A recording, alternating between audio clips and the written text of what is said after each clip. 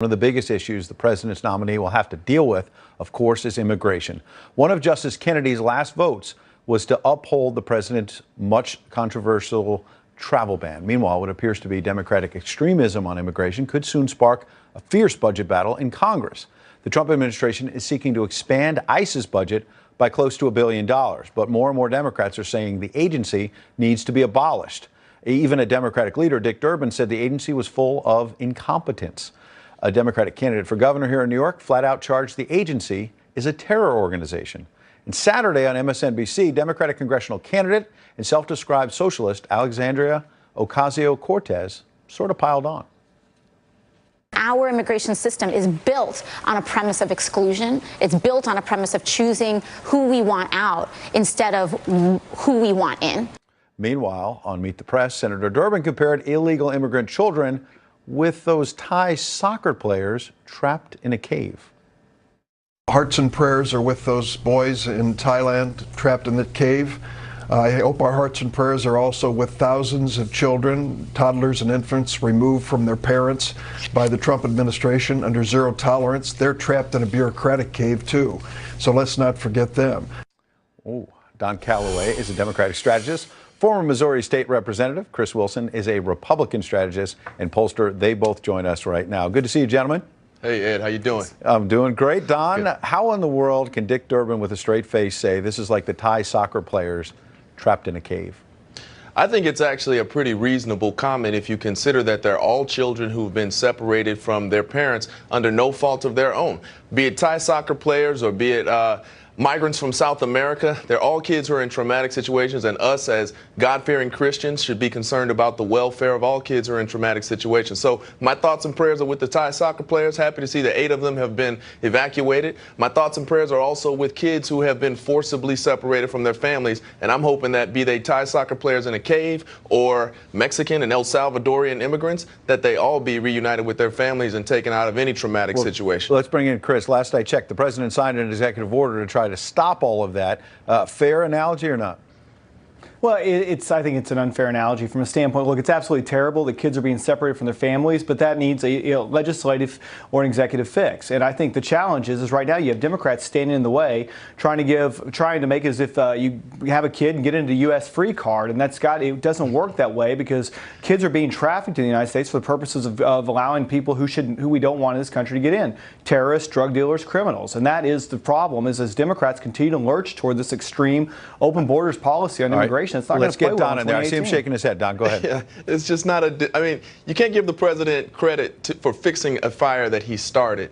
And the problem, yes, he did sign an executive order. That was a move in the right direction, but there was no plan about how to track these kids and how to reunite them with their families once the executive order was signed. So we have a deadline of next Friday for all families to be reunited, but we don't know where all the kids are. We don't have a plan for reuniting all of them with their families. Therein remains a problem, and it's still a very real issue. Chris, that is this president's creation. Chris, what about this socialist running for Congress here in New York? Knocked off Joe Crowley, the longtime congressman and leader in Congress. He wanted to succeed Nancy Pelosi as the Democratic leader. She's saying that basically exclusion is what drives immigration policy. I thought that what should drive immigration policy, I thought we all could agree, is actually enforcing the law.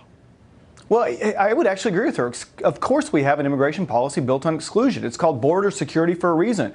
You want to exclude criminals. You want to exclude drug dealers. You want to exclude terrorists. And the challenge is that you have an epidemic in this country that's being driven by a lot of black tar heroin from the west coast of Mexico, in which they are using kids to try and traffic these drugs across our border. Anyone wants to learn more about it can read Dreamland, a great book that tracks the entire problem that is really destroying our rural communities. And we've got to be able to find a way to separate the true asylum seekers from those that are just trying to get in the country for the reason to do us harm. So yes, we need to exclude bad people from this country. Don, when the president was going after the FBI leadership, not the individual agents, a couple of agents who were texting each other that they wanted to stop him from being elected, but he said it was James Comey, it was Andrew McCabe. We heard a lot of Democrats like you saying, oh, he's attacking law enforcement when he said, I'm going after the leadership, not the individual agents. Now leaders in your party like Dick Durbin are saying that ICE agents are incompetent. That's the word he used. And I don't see you defending law enforcement in that case. These are people who are trying to break up gangs. They're trying to break up, child sex trafficking rings. And yet Democratic leaders are attacking these ICE agents and calling them incompetent.